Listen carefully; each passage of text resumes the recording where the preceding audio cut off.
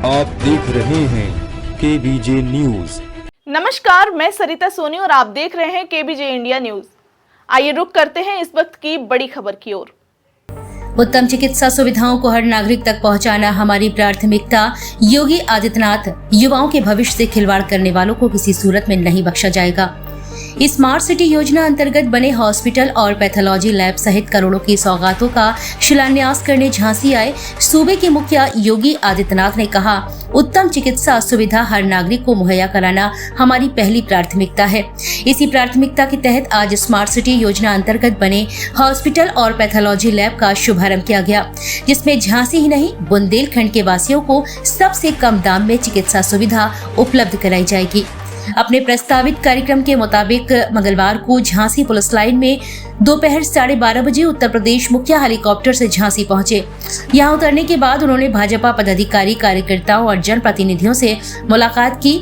इस दौरान उत्तर प्रदेश सरकार के जल शक्ति मंत्री स्वतंत्र देव सिंह, सदर विधायक पंडित रवि शर्मा, सांसद अनुराग शर्मा, बबीना विधायक राजीव सिंह, जिलाध्यक्ष महानगर अध्यक्ष MLC रामतीर्थ सहित सभी कार्यकर्ता, पदाधिकारी और जनप्रतिनिधियों ने उनका स्वागत किया। इसके बाद सीएम योगी आदित्यनाथ अपने काफिले के साथ स्मार्ट सिटी योजना अंतर्गत बनाए गए हॉस्पिटल और पैथोलॉजी लैब पहुंचे, जहां उन्होंने उसका शुभारंभ किया। साथ ही उन्होंने चिकित्सकों से वार्ता कर नागरिकों को सबसे अच्छा उपचार देने की बात कही। इसके बाद वे अपने काफिले के साथ रानी लक्ष्मीबाई पार्क स्थित म्यूजियम पहुंचे, जहां उन्होंने वायुमंडल आदि की जानकारी की। इसके बाद वे सीधे प्रदर्शनी ग्राउंड स्थित पंडाल में पहुंचे, जहां उन्होंने जनसभा को संबोधित करते हुए कहा कि हमारी उत्तम चिकित्सा सुविधा हर नागरिक को उपलब्ध कराना हमारी पहली प्राथमिकता है। इसी के तहत स्मार्ट सिटी योजना अंतर्गत हॉस्पिटल और पैथोलॉजी लैब का शुभारंभ किया गया। उन्होंने चिकित्सकों को भी उच्च उपचार करने के स्पष्ट निर्देश दिए। वहीं उन्होंने कहा कि युवा हमारे देश का भविष्य है। युवा के भविष्य के साथ खिलवाड़ करने वालों को बख्शा नहीं जाएगा।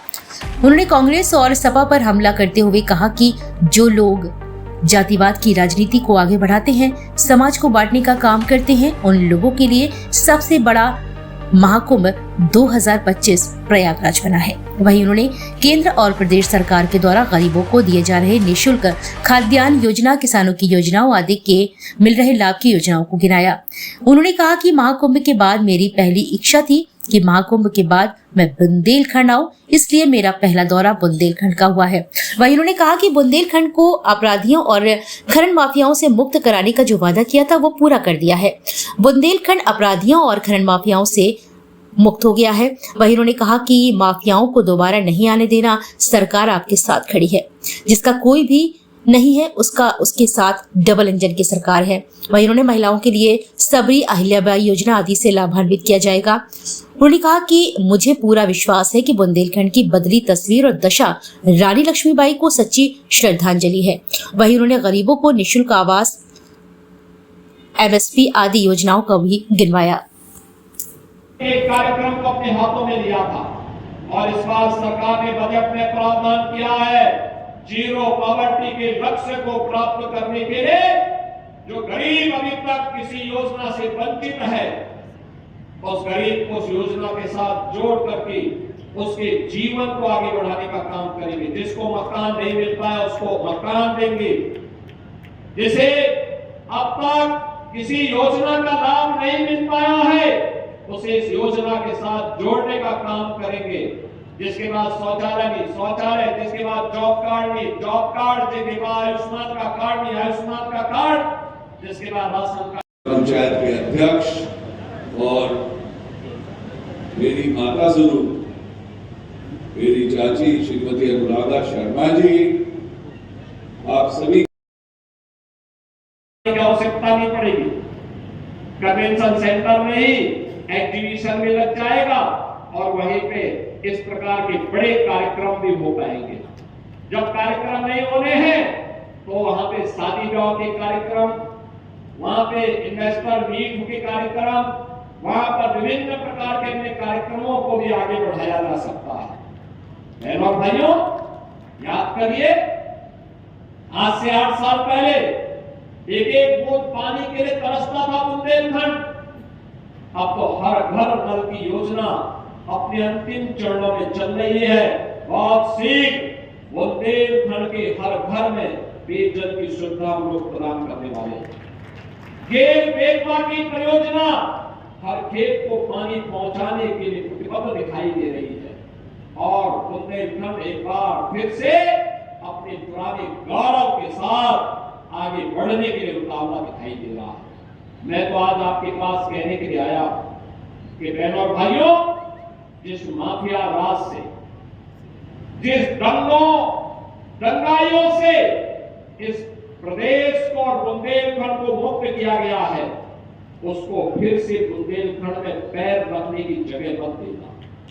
अन्यथा आने वाली पीढ़ी कोसेगी आप लोगों को। हम लोगों ने तो अपने स्तर पर प्रयास किया है, आपको भी उस प्रयास का हिस्सा बनना है और हिस्सा बन करके जहां कहीं कोई ऐसा माफिया खड़ा होने का दुस्साहस करता है, पुरजोर उसका प्रतिकार करने की आवश्यकता है। सरकार आपके साथ खड़ी होगी, आपके साथ खड़ी होगी।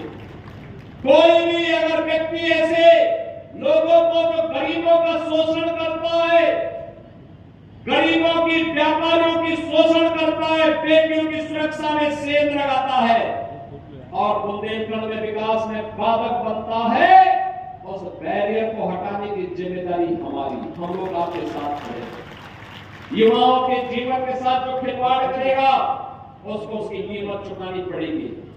अन्नदाता किसानों के भाग्य को बदलने के लिए सरकार के द्वारा जो उठाए गए कदम है, आपने देखा होगा कल ही हमारी सरकार ने गेहूं का एमएसपी घोषित किया है। प्रति क्विंटल 150 रुपया और बढ़ाया गया है।